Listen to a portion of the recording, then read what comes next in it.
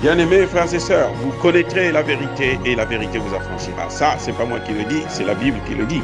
Mais moi, je vous dis mieux. Vous connaîtrez la vérité historique, notamment celle de vos ancêtres kémites, et vous aurez une vision globale de ce que c'est que la vraie souveraineté politique. J'ajoute, vous reviendrez à la spiritualité africaine ancestrale et vous comprendrez les enjeux de l'indépendance économique. Et pour terminer, vous accepterez votre identité culturelle kémite et vous obtiendrez deux choses. La première, c'est la paix. La seconde, c'est le développement, à une condition. L'unité de toute l'Afrique noire, l'unité de tous les Noirs du monde entier. Otep à tous. Bien-aimés frères et sœurs. On va aller dans l'hypothèse selon laquelle moi je ne suis pas du tout intelligent. Moi je suis bête, j'accepte. Ok, très bien. Dites-moi, comment pouvez-vous expliquer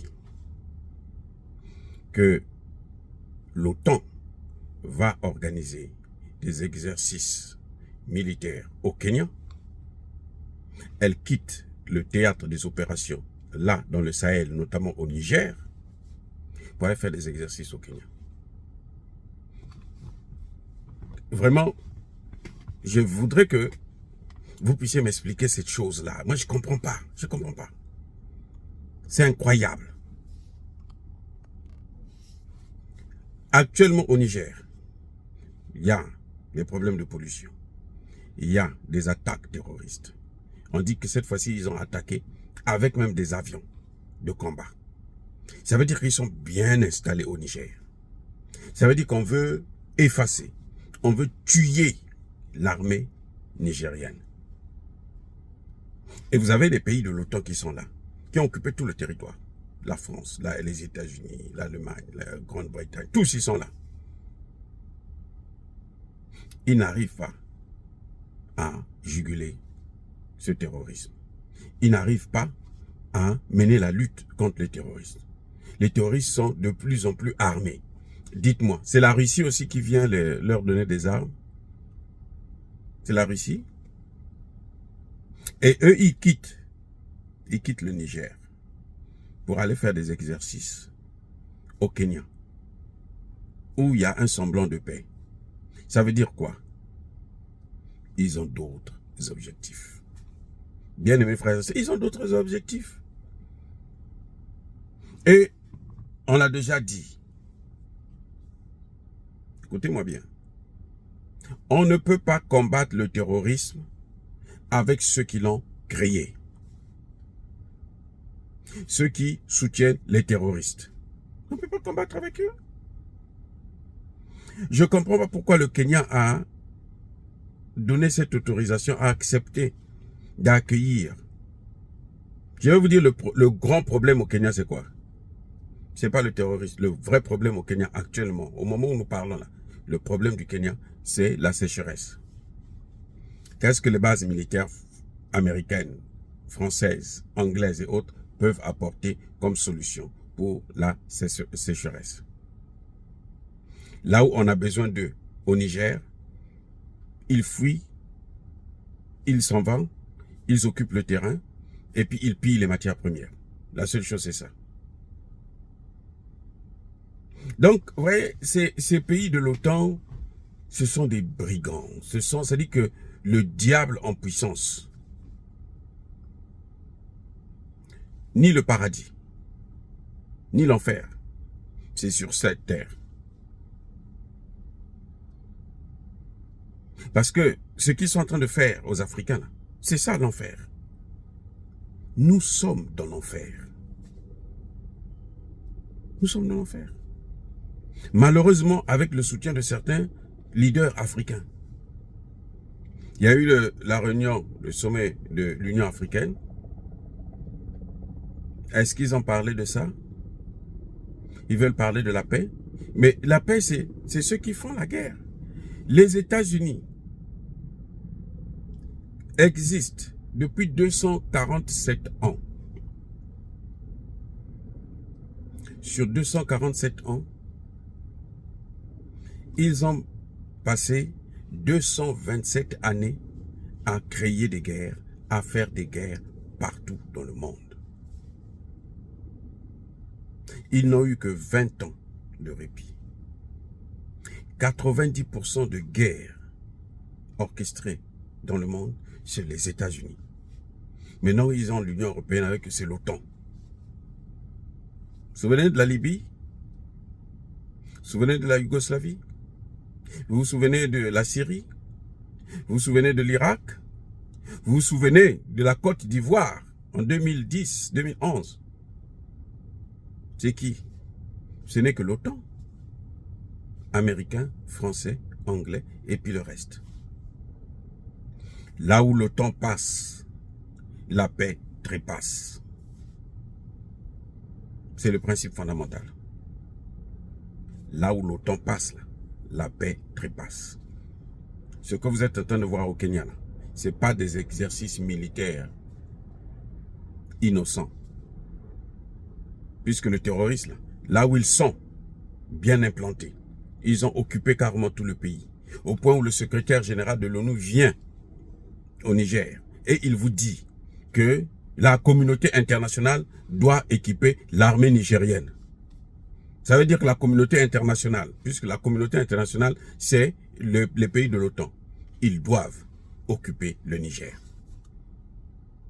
Cette fois-ci, près d'une centaine de Nigériens sont morts cette semaine. Et ils ont occupé déjà toute la zone des 3 frontières, côté Niger. Ils ont placé tous les grands terroristes là-bas et ils sont en train de les équiper parce qu'ils veulent faire la guerre contre le Mali, contre le Burkina Faso, qui sont en train de sortir de ce giron-là. Mais, bien-aimés frères et sœurs, jusqu'à quand les dirigeants africains vont comprendre que la paix ne se fera pas? La lutte contre le terrorisme ne se fera pas, n'aura jamais de succès avec ceux qui sont les pyromanes.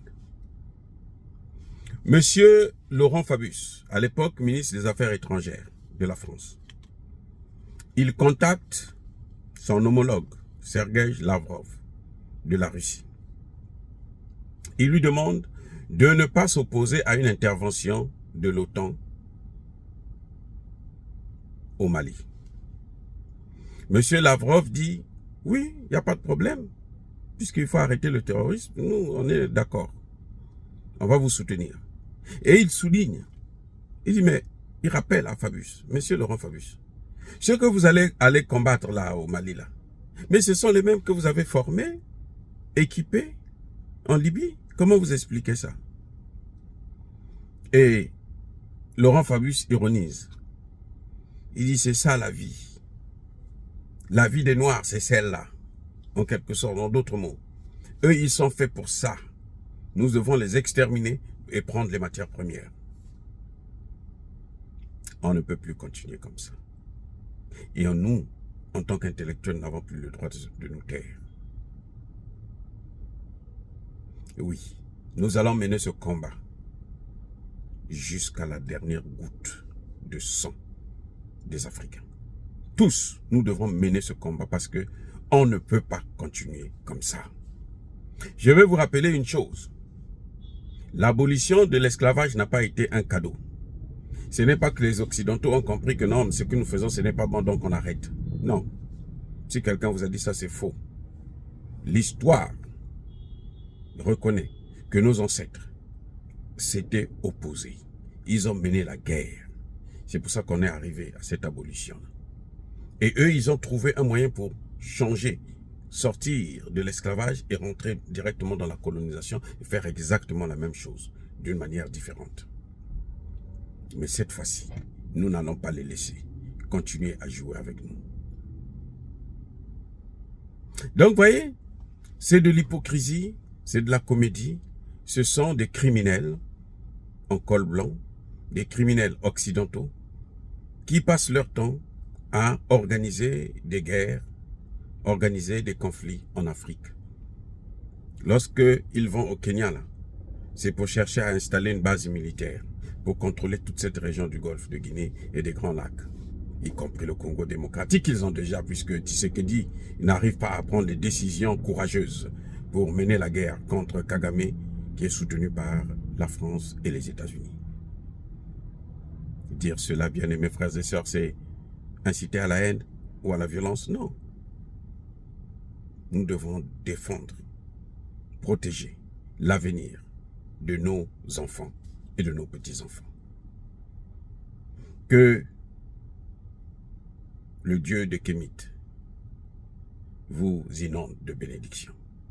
Mais que tous ceux qui persécutent le continent africain, tous ceux qui le déstabilisent et le pillent, qu'ils soient punis, maudits, foudroyés, neutralisés par notre Dieu de Kémit et par nos ancêtres angélisés. Vive l'Afrique éternelle, j'ai dit et j'assume.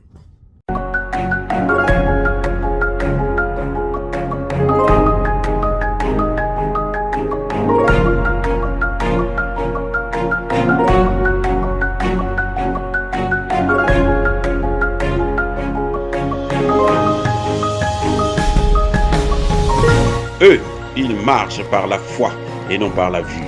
Mais moi, je vous conseille vivement de marcher par la connaissance scientifique et historique, notamment celle de nos ancêtres kémites, par les 5 sens et par l'intelligence. À vous, à Pierre.